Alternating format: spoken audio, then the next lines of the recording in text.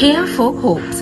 ඔබගේ හිසකෙස් රොදකින් තවත් කෙනෙක්ට අලුත් බලාපොරොත්තුවක් මුහුණට සිනහවක් ලබා දෙන්න පුළුවන් නම් ඒක කොච්චර වටිනවද?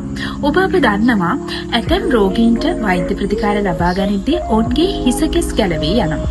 ඉතින් මේ ගැලවී යන හිසකෙස් වලට ඔබට හැකියාවක් තියෙනවා ඔබේ හිසකෙස් රොදක් පරිත්‍යාග කිරීමට.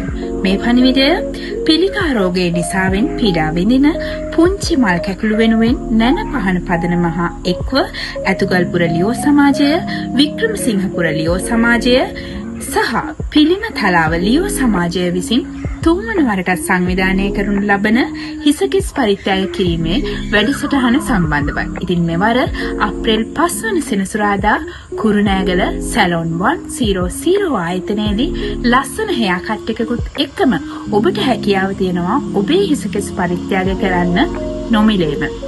ඉතින් මේ වෙද්දි සියලු වැඩ කටයුතු සංවිධානය කරහමාරයි. ඔබ පරිත්‍යාගශීලී අයෙක් නම් වැඩිදුර විස්තර සඳහා දක්වා ඇති දුරකථන අංකයට ඇමතුමක් ලබා දෙන්න.